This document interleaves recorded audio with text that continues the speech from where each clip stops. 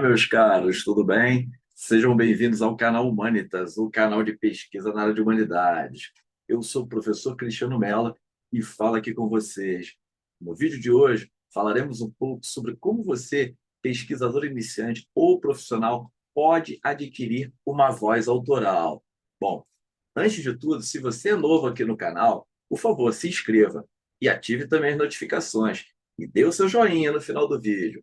Bom, para falarmos sobre esse assunto tão interessante, tão importante, ou seja, como você adquirir a sua autoria, comunicar-se com propriedade, escrever palavras de cunho autoral, é fundamental especularmos que, quando você almeja se tornar um escritor acadêmico, é muito comum e muito rotineiro que você busque a leitura de artigos científicos, de teses, dissertações de mestrado, artigos publicados em revistas científicas de alto poder aí de impacto, não é? Isso é de suma importância, ou seja, você passa a perceber como os grandes acadêmicos escrevem, como Peter Burke, como Gilberto Freire, como Jacques Legoff, né?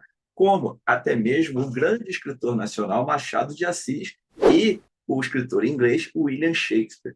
Por que eu estou querendo dizer tudo isso? Porque nós, pesquisadores, somos escritores profissionais, ou seja, precisamos ter uma voz autoral.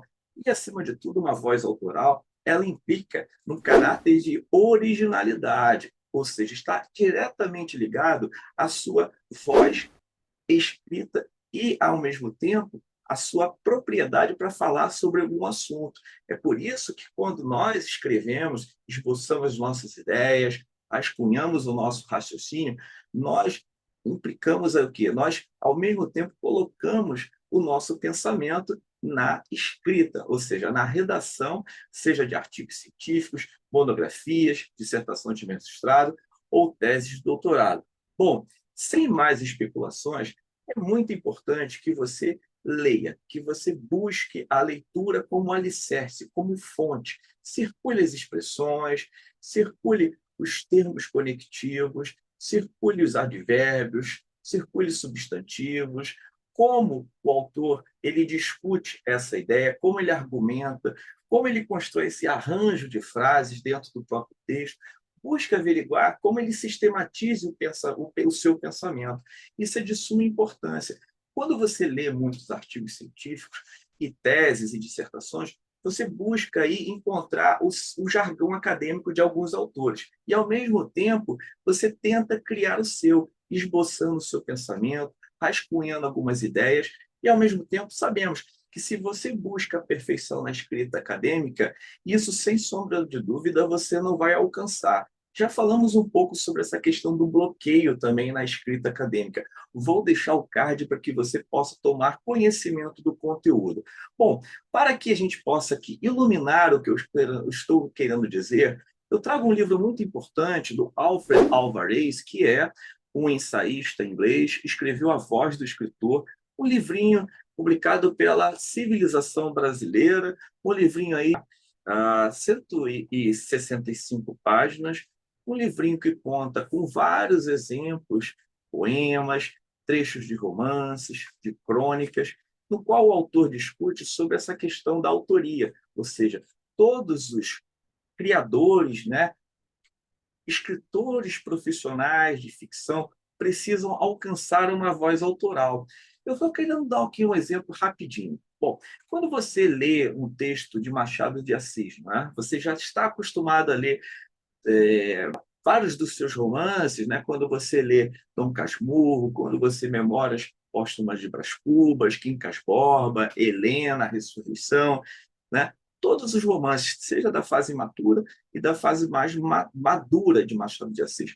É muito comum que você identifique a forma do Machado ter essa voz autoral, ou seja, ter uma voz de contar a história, seja delegando ao narrador, né, o papel aí desse contador de histórias, ou até mesmo revelando parte da sua intimidade, quando é um narrador em primeira pessoa, trazendo ao leitor um pouco mais dos bastidores da criação.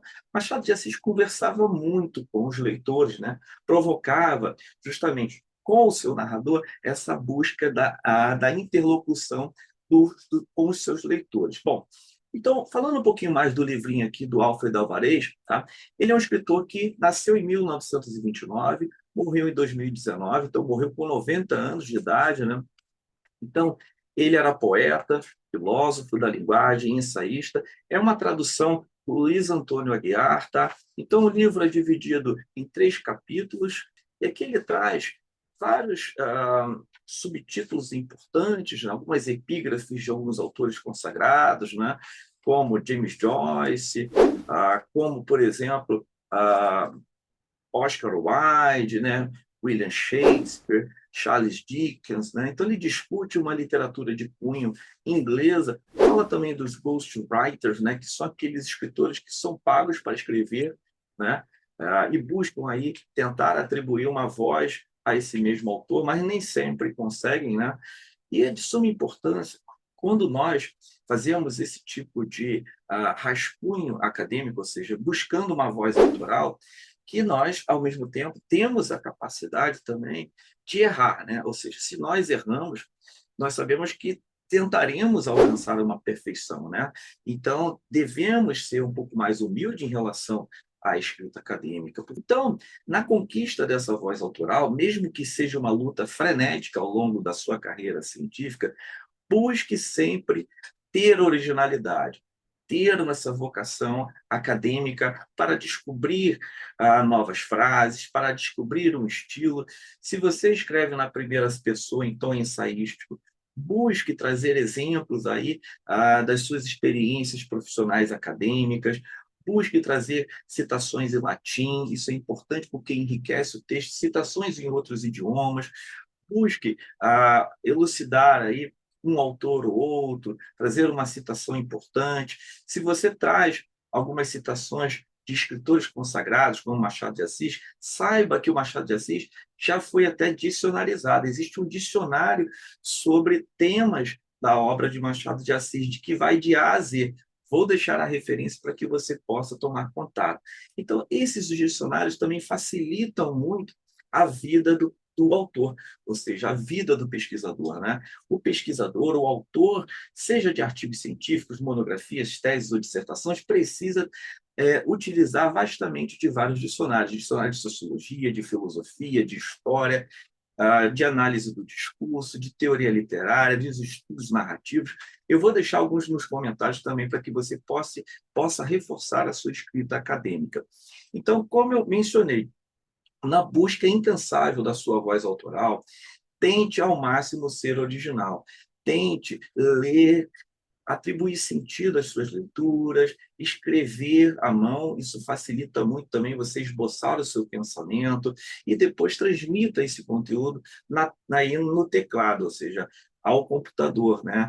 Formato Word, depois aí você burila um pouco a linguagem, deixa o texto dormir um pouquinho para que você não vicie no próprio texto, nos arranjos, né, dos parágrafos, na questão da concatenação das ideias. Então, busque, às vezes, o texto, dormir uma semana ou 2 semanas para que você pegue novamente no próprio texto. Então, essa luta constante de uma voz autoral, não busque imitar aqueles que já estão aí no topo da carreira científica, mas busque uma originalidade, escrever com propriedade.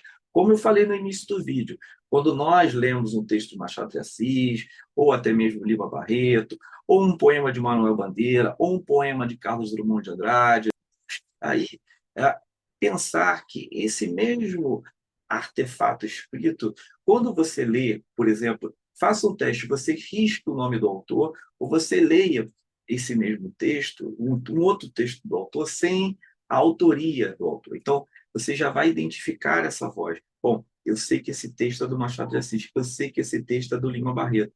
Isso facilita muito a compreensão e a identificação de uma voz autoral, porque quem narra uma história é um autor que está delegando a figura do narrador, mas nós sabemos que a essa voz autoral pertence, ela possui uma autoria. Bom, falando um pouco mais sobre o jargão acadêmico, estimule o seu crescimento potencial na escrita acadêmica.